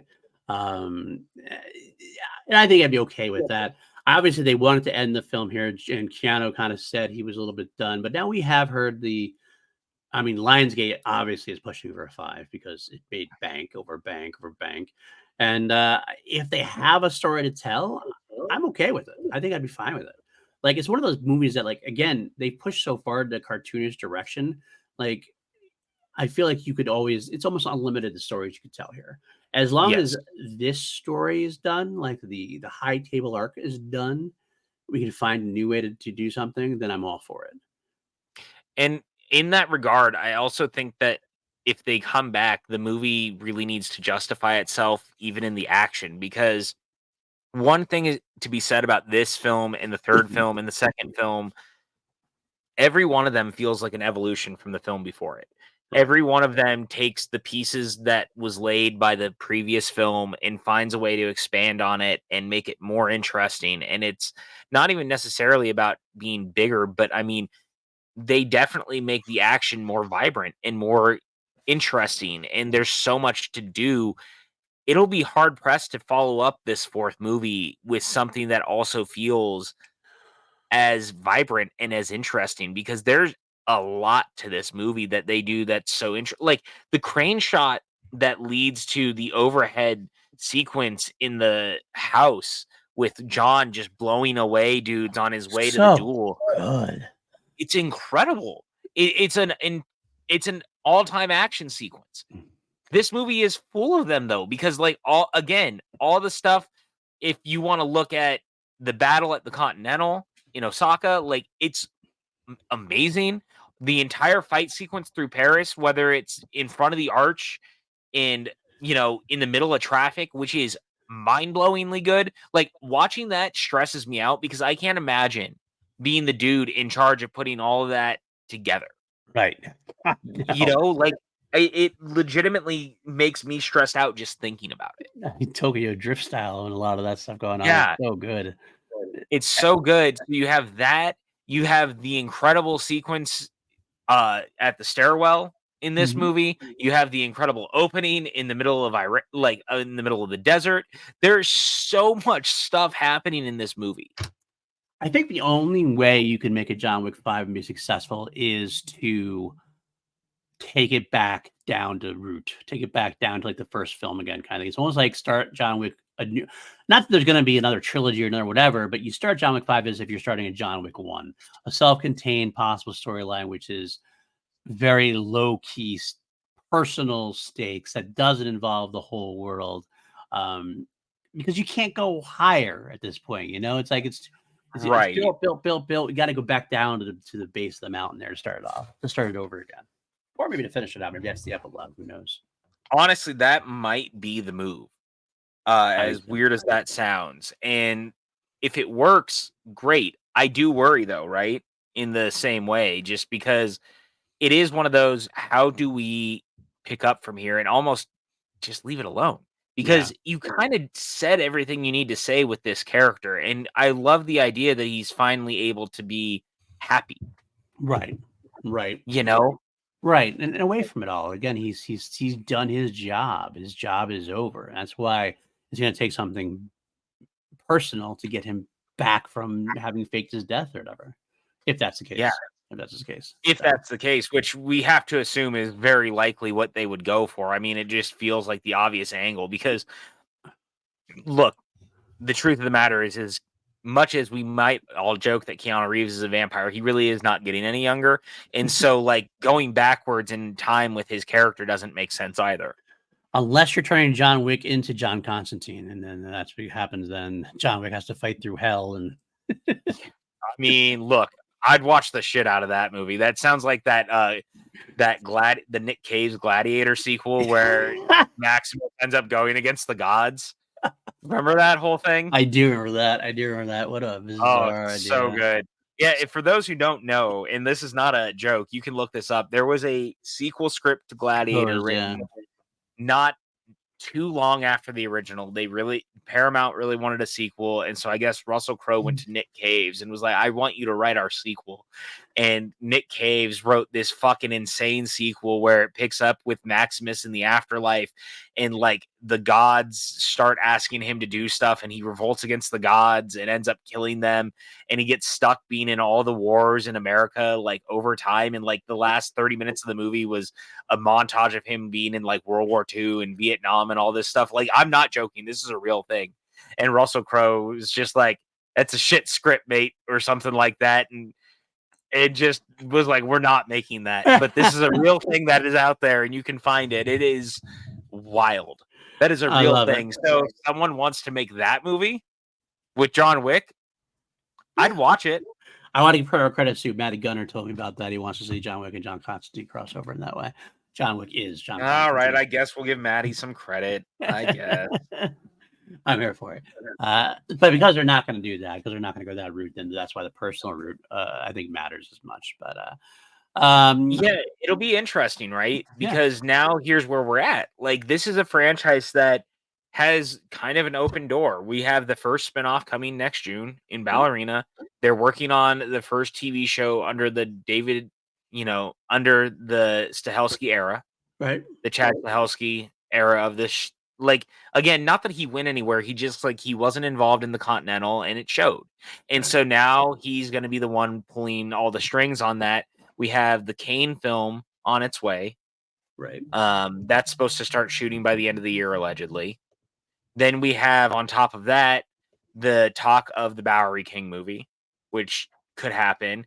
And a movie, huh? For Bowery King? I didn't know that. There's been talk about the potential of doing something with the Bowery King. I was looking into this last week when we started going down this route and talking about where all this was going. But Ballerina, of course, is the first, but there's been talk, I guess, from Fishburne saying that he's heard that there could be more and he would like to explore the character more. All right, that's fair. I mean, I'm all for it. Again, that's one of those, I love the Bowery King. Maybe he'd be better suited to show up in the TV show. I agree. But that's why I would like to see him. I could see them also doing it. You know what I mean? Like, it's one of those, I could totally see them pulling the trigger and being like, a Bowery King film is a thing that we could consider. I'm just curious because there's just a lot of different places to go. You know, they've talked about a potential crossover with Nobody. So there's that also as a potential, not like the Nobody character from this movie, but the Nobody movie starring Bob Odenkirk. Which is actually kind of funny, though. Do you think, bring that up? If you think about it, like, would that make a deal? Maybe Bob Odenkirk is also another Nobody, that kind of thing. And maybe that's how they connect it. I don't know. I can see that happening. Yeah. I think that there's definitely too. They filmed that, or I think they filmed it already. It just finished last week. That's finished last week. Yeah. Right? Timo's the one who's directing it too, which is just the best, because if you've seen any of Timo's previous work, you know we're in for an absolute banger of a film. If you are listening to this and you have never seen The Night Comes for Us, oh boy, please go home and watch The Night Comes for Us. It's on Netflix. It's like a twisted what if sequel to The Raid 2. And I look at it as what would have happened if you had pushed the lead too far and Rama becomes a villain when everything is said and done. It is violent. It is wild. It is fun as shit.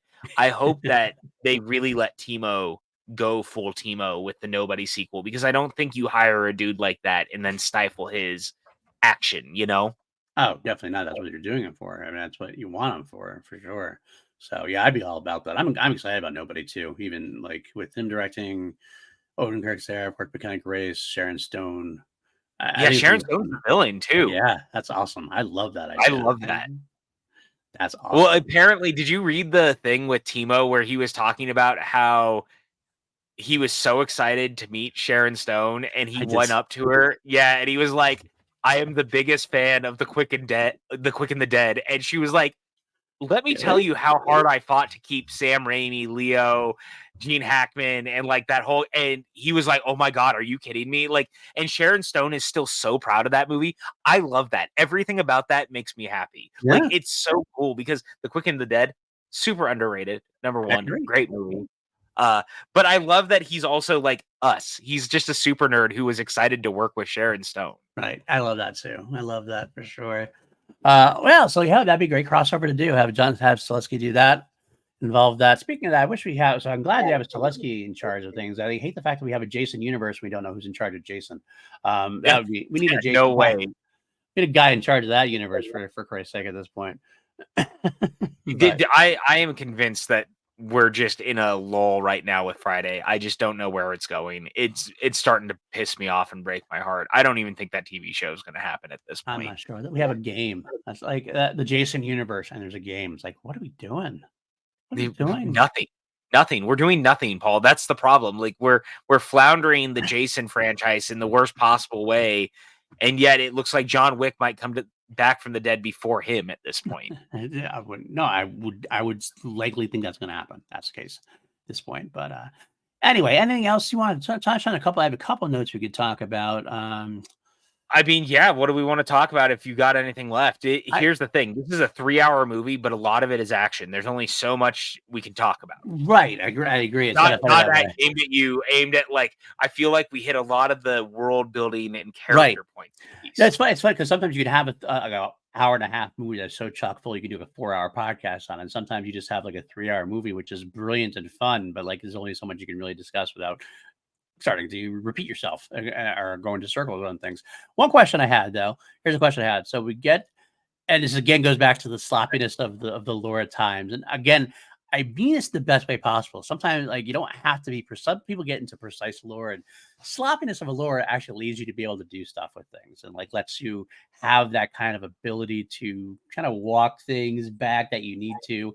So it's not necessarily a bad thing. But here's a question though: excommunicado rules. A little vague on that because all of a sudden he can still join a family. He can still join the family back. Even though he's well, I mean, I feel like that was one of those, he went to someone who's at the table, right? And it's his stepsister. And so he goes to someone who can effectively go, he is now part of the family, whether you like it or not, because he performed a service for us. Right. Just to get him to the duel. Because I think he's still technically excommunicado, but because he performed a service in name of the family, basically. And it was just long enough to get him to the duel. And again, the Marquee doesn't even want him at the duel. It makes that a point too. But it's just kind of a funny, weird thing. I was kind of like, it's that kind of vagueness. Like there's so many like moving parts of this whole lore. You're kind of like, so everything is like final, but then nothing is final because there always seems to be some kind of way some kind of loophole that they could use to get around things, which is fine. It's fun to do. It's just kind of like, okay, so what does everything mean here exactly? Right. What else I got? Knife hand. I should mention that the whole thing with nobody and the knife, and when Marquee puts the knife in his hand and makes him like tear his hand out. That was so gnarly. It didn't even show much. I was still kind of like, oh God, I feel that. Dude, it's so crazy. It's so crazy, but it makes me happy. Yeah. I have to say, man, I love so much of the little things like that in the movie because again, it keeps making like, I don't know, just it's stakey in some way too, and it's weird. And I mean, in the same way that the Scott Adkins of it all, right? Right. In his like, I feel every hit that he takes, everything that's in this movie with him, it hurts in some capacity. And also, the fat suit is such a funny choice, but it makes me inhaler and the inhaler with it and everything else. Yeah, it's like these weird character choices that you throw in there to make them unique and cartoonish, but it works. Back to the Roscaroma, where is Angelica Houston at that point? Like, I know, does she stay in America? Is that what it is? Because he's in Russia or in Berlin? Okay, because that kind of felt a little off, like that she's not even really mentioned in there. I thought that would be nice to see here. If we can get the Bowery King over to Paris, we should be able to get Angelica Houston over as well. But, it's okay. I just want to see Angelica Houston. That's all, because she's so good. Not that Natalia is not good. Like she was a cool character as well. It was nice to see. But something about Angelica Houston was powerful. Sherlock is coming back. Really? Yeah, sorry, not to. I just thought exclusive from Deadline. Benedict Cumberbatch's Sherlock could be about to dust off his magnifying glass. Sue Vautour, who produced the beloved BBC reimagining of Arthur Conan Doyle's Sherlock Holmes series, has said the brand is likely to return. That makes sense, obviously, because like I About do damn watch them all. time, man. Like, yeah, I mean, it makes sense because they don't have to commit to a whole lot. They do like little bits and pieces. 3 episode thing, and then they move on. Why wouldn't you come back and do that? So, all right, that's fair. Cool, excellent. That makes me thrilled. That is sorry, not to. I saw that and it made me happy. I like it too. I appreciate that. That's making me excited. So good for as long as they're both back, then I'm good for that for sure. Yeah. I know they said something about I think they talked about a film at one point. I would be surprised to see a movie at some point. That'd be a way to get them That'd both. probably be the right move, honestly. Makes sense. Of course, it'd be weird, kind of like trying to put that in a movie theater. I feel like they would try to do too much to like establish it, considering it's like a different, it's a BBC UK thing, and now we're gonna try to establish it. I hope not. You could probably just do it as like a. You could probably just do it as like a BBC movie, though. Too, you know what I mean? Sure. Like just doing a movie return type thing too. Cool. That'd be cool. I mean, it basically direct to video at that point, but I mean, that's not a bad thing necessarily. I mean, then again, like they did put like I saw the Sherlock finale in theaters, and I saw The Day of the Doctor in theaters, so they're also not above just taking a thing and doing like a Fathom event. Yeah, I will say it's always tough to do without their Moriarty, because his Andrew Scott, right? Is that who it is? Yeah. Scott? Yeah. Adam Scott. So good. Are you sure? Wait, no. Andrew Scott, yes. It is Andrew Scott. Adam Scott is Parks and Rec.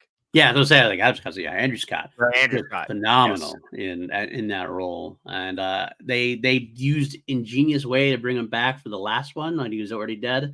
They kind of brought him back with this like footage thing, and it worked, like almost like Scream 3 style Jamie Kennedy, but it worked. Actually, it worked much better this way, but unfortunately, it didn't happen. So it'd be kind of tough to do without him for me, but we'll make it work. They'll make it work for sure. Anyway, though, to finish up John Wick 4, a couple of things I wanted to throw out there. We didn't really talk about the stairs that much. The stair sequence, which was freaking phenomenal. The Charlie Chaplin homage, as it were. And it's also the Homer versus San Diego chicken thing, when it's kind of like it starts happening, and as you start rolling down the stairs, you're kind of like, it's funny. It becomes like, okay, all right, it's too much, and then they commit to the bit, and it keeps going, and it becomes like almost like, this is awesome by the end. So you got to sometimes you just commit to that bit and you keep going with it. But great fight sequences getting when Kane decides to help John Wick get to the top. What a great moment that is. What a great fist bump moment that is. Like, because you know that Kane has the entire time, it's never been about John Wick. It's always been about his daughter, and the Marquee has that holding over his head. But he wants to be honorable. He wants John Wick to get to the top of the steps. He wants to have the duel take place because John Wick deserves that, and that's an honorable thing to do. But it's still a great fist bump moment when he starts going down. Like, all right, let's get you up the stairs. And it's like, yeah. Now they're teaming up. That whole scene, too, like, once he gets to the top and he gets kicked back down by the right hand of the Marquee, and then Donnie Yen gets next to him and picks him up and is like, we're doing this together, like, we're getting you up there. It really is. It's such a great moment. And again, it just shows, like, one of the things I really like in this one in particular is, like, everyone in it seems like that they're so tired of all this shit in so many ways that they're like, our friendships really matter more than all of this. And like you see it with Koji, you see it here with Kane, you see it with Winston, you see it with the Bowery King. Like, they're all so loyal to John, and they're so tired of the high table. Yes. Like, I just think it's such a great world building thing. I agree 100%. I think you mentioned him. I will say another thing I wasn't a big fan of. The Marquis's right-hand man became this like necessary character, but like he was so lacking in everything compared to everyone else in a way. And I don't know if it's because, I mean, you have Johnny Yen, you have all these other like big colorful characters. You have Scott Adkins in a fat suit. Like, Scott Adkins in a fat suit rules. Right? Like, so you have all these different things, and it's like, well, why do you? I guess you have to have the character there, but it just seemed like could they have done more with it? Should they have punched him up some more? Should they have given him maybe even like cast somebody like with a little more charisma than this guy had.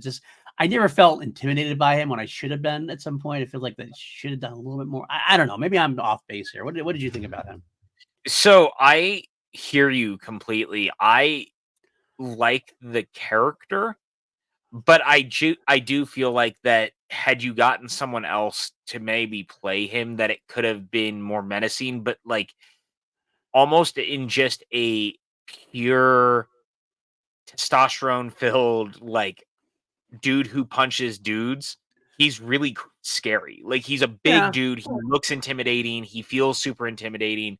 But I could see a world where like the dude from Creed 2 who played Lundgren's son.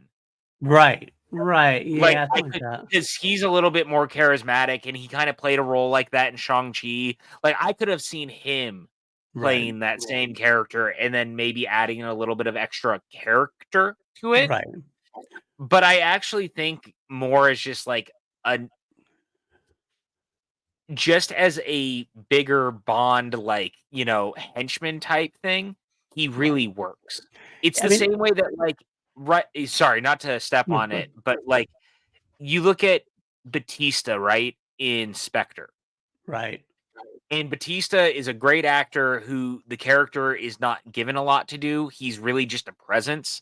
Like, he has no dialogue. He's just a dude that's around Christoph Waltz to beat the shit out of other dudes. That's kind of what Marco Zarar is doing here.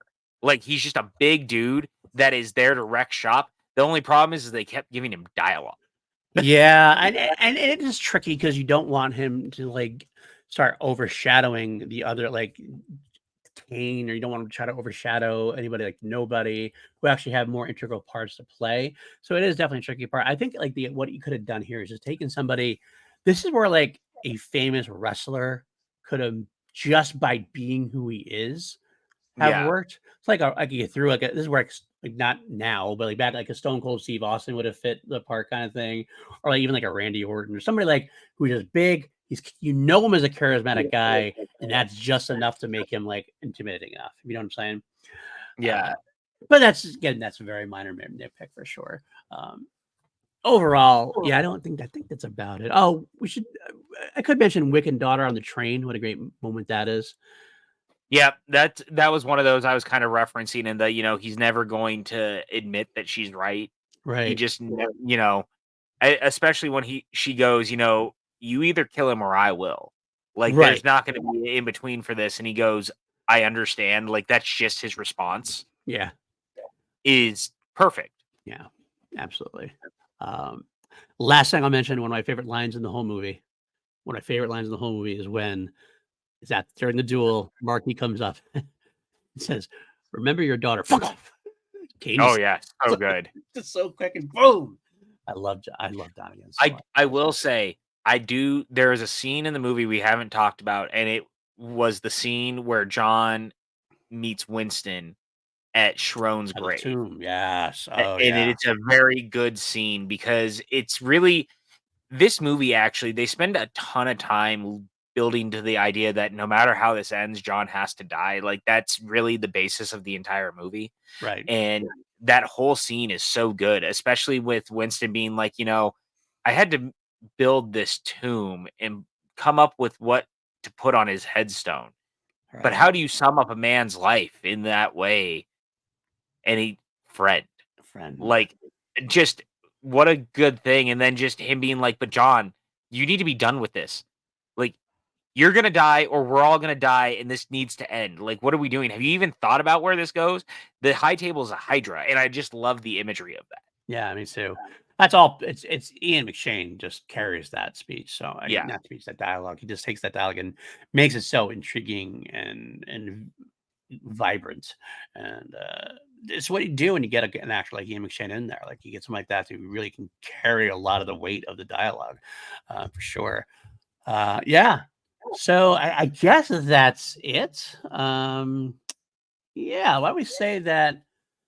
Why don't we go to our rankings at this point? We have to rate this son of a bitch because we scale things on a scale of 1 to 11 here on PLD Projects.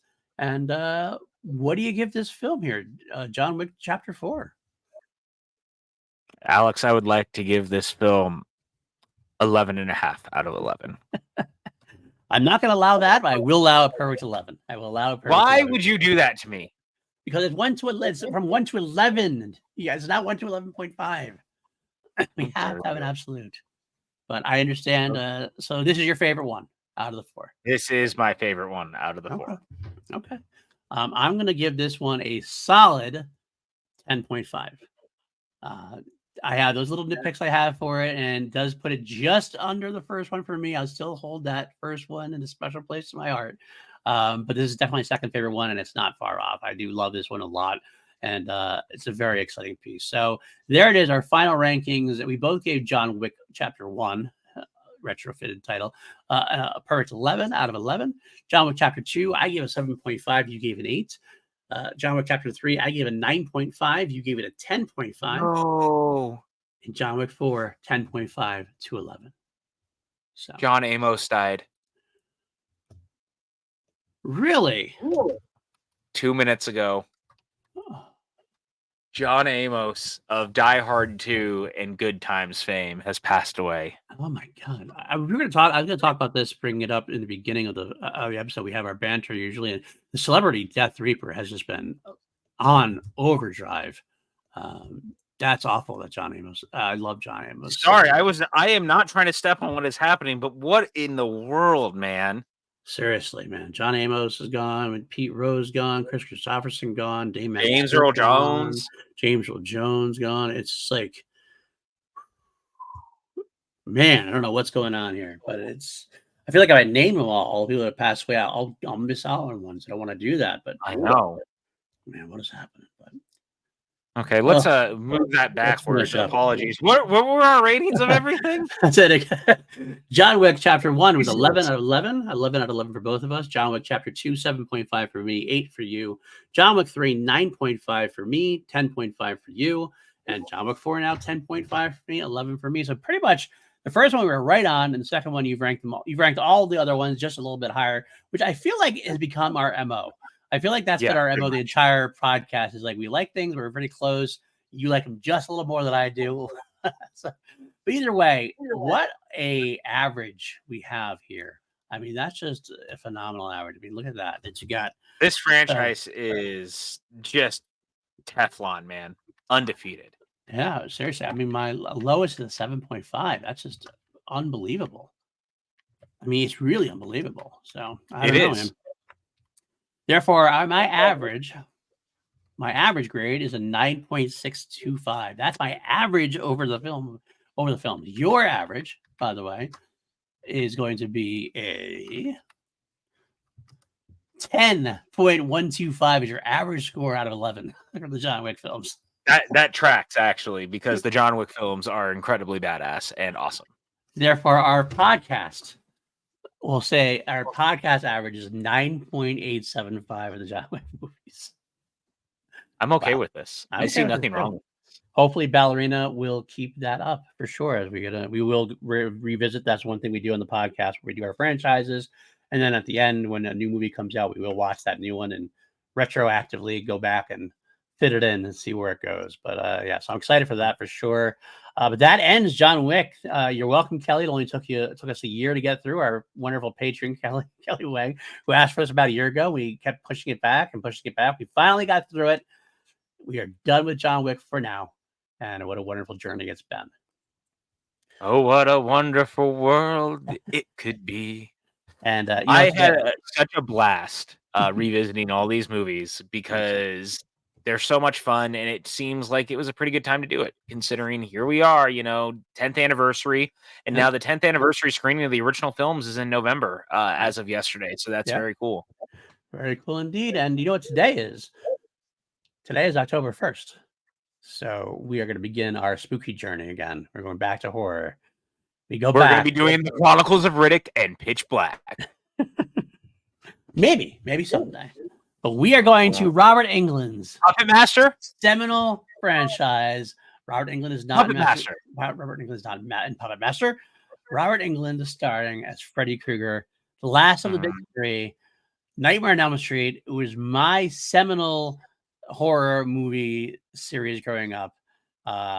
don't boo this. Don't boo. I'm booing you in particular. Oh, okay, booing me in particular. That's fine. We did Friday. We did Halloween to start. We did Friday, and now we're gonna do Nightmare on Elm Street. All of those films, and that's gonna be quite a fun journey for sure, I believe. And yeah, so that's what we're starting next week in time, just in time for spooky season to start. And what else we got going on in the future? We've talked about a couple of things, possibly. Talked about Riddick, obviously, today. We did talk about doing the X-Men franchise at some point, maybe including Deadpool and Wolverine and all that kind of stuff. We talked about doing MCU by phases. Like, instead of doing all 30,000 MCU films, we would do like phase 1, take a break, then phase 2, take it, that kind of thing. What other franchises do you think we should cover around here? I've been thinking about this a lot, actually, and that's not a joke, because there's so many different ways we could go with this, and I've been in like this interesting headspace of, wouldn't it be fun to do like Psycho and do the Psycho films starting with the original, do all of them through the remake. We could even throw that fourth movie in, the Showtime one. That could be really fun. I've actually considered the idea of doing like Toy Story just for funsies, because it could be something different for us. We tend to do a lot of horror and things, but there's a lot to say about like Toy Story and some of the Pixar things. Like, there's some world for that. The Universal monsters, if we wanted to do them by monster in the future, that could be super fun. There's levels to this. I mean, we started off as a horror podcast. That was our goal in the beginning, was to do horror franchises. But we've definitely established that we love all sorts of franchises. So I don't think we'll ever lose our horror heart. That's just not within us. We're always going to go back to horror for sure. But it does seem to be something that's been popular. The John Wick series has gotten quite a few views for the show. So I think this is this thing that maybe people will like to see us do. Maybe we'll do branch out, do action, maybe do more current stuff as well. Like something we could do, something that's like timely when something's coming out, kind of thing. We could do something when something coming out to kind of like build up to it in a way. Definitely some things to think about. But we know Nightmare is next, and after Nightmare, we'll talk about what exactly is going to come after Nightmare on Elm Street. That's going to take us a little while. We do have how many films in that franchise? 7. Yeah, if you count we already did Freddy vs. Jason as part of the Friday the 13th story. So yeah, that. And well, actually, there's 8. We have the remake to do, the reboot. So 2010, that counts. We did the Friday the 13th one. We got the Elm Street one. But either way, we'll find out. And we're going to go through that. I can't wait for the first one. Probably the best film, if not definitely the top 3 of the Nightmare saga, starting that Wes Craven's seminal classic, Nightmare on Elm Street, 2 weeks from now. PJ, where can the folks find you before then? You guys can find me at PJ Campbell, wherever you are sold on social medias, et cetera, et cetera. You can find me hanging out here with this gentleman when he makes me watch movies that I don't care for that much. Fair enough. I'm joking. I am excited to revisit Nightmare. I'm not the biggest Nightmare fan. It's my least favorite of the big 3 slashers. So I'm excited to revisit them because I know how much Paul loves these movies, and I'm excited to give them another shot. Yeah, definitely. I think I'm happy you are at least getting up for it now.